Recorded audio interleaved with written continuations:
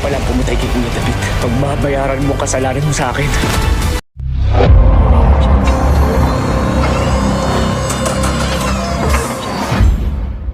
Palihim na nagtungo si Santino sa bahay ng mga gerero. Hawak ang baril, handa siyang wakasan ang lahat. Pagpasok niya, tumambad agad sa kanya si Miguelito. Walang pag-aatubili, tinutukan niya ito ng baril. Ngunit sanay na si Miguelito sa panganib, nakaramdam agad ng presensya at mabilis na nakaiwas. "Jason, tulong!" Sigaw niya, umaasang may makarinig. Walang sumagot. Sumunod ang mabilis na putukan. Hindi na nagdalawang isip si Santino. Binanatan niya si Miguelito. Gumanti rin ng putok si Miguelito. Mula sala hanggang hagdanan, naging parang laruan ng bala ang buong bahay.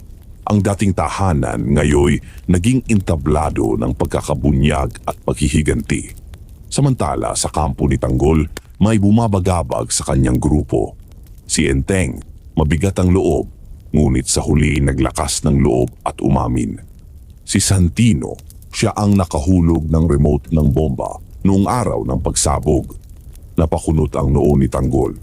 Nanlaki ang kanyang mga mata sa pagkabigla. Sa mismong bahay ng mga gerero, habang nagtatago si Santino, nagkita sila ni Erica. Nabigla si Erica. "Kailangan kong tumakas," sabi ni Santino. "I'll go with you," sagot ni Erica. "Ayoko na ring manatili rito." Samantala sa isang masinsinang pag-uusap, ibinahagi ni Marites kay Ramon ang sinabi ni Tindeng na si Tanggol ay may dugong gerero. Hindi inaasahan, narinig ito ni Tanggol mismo. "Wala akong pakialam kung kaninong dugo ang dumadaloy sa katawan ko. Para sa akin, ang mga gerero ay kalaban." Lumuha si Marites. "Anak, kahit papaano, pamilya pa rin natin sila." Ngunit matigas si Tanggol. Si Miguelito ang pumatay kay David, mariin niyang sambit. "At hindi ko hahayaang lumipas to nang walang hustisya." Nabigla si Marites.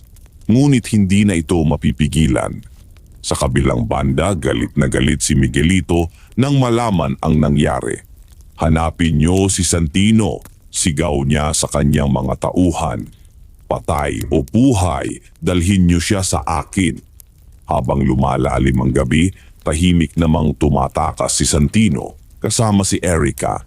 Ang bawat hakbang nila ay may kasamang takot at tanong kung makakaligtas pa ba sila. Makakatakas kaya si Santino sa mga tauhan ni Miguelito? Si Erica, totoo nga bang ayaw na niya sa sariling pamilya o may mas malalim pa siyang dahilan? At si Tanggol, sino ang unang tatamaan ng kanyang galit?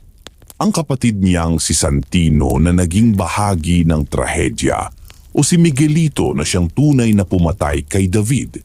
Ibahagi ang inyong mga sagot sa comment section. Huwag kalimutang mag-subscribe at i-click ang notification bell para hindi ninyo ma-miss ang mga susunod na kabanata ng Batang Quiapo. Rick, maraming salamat sa panonood.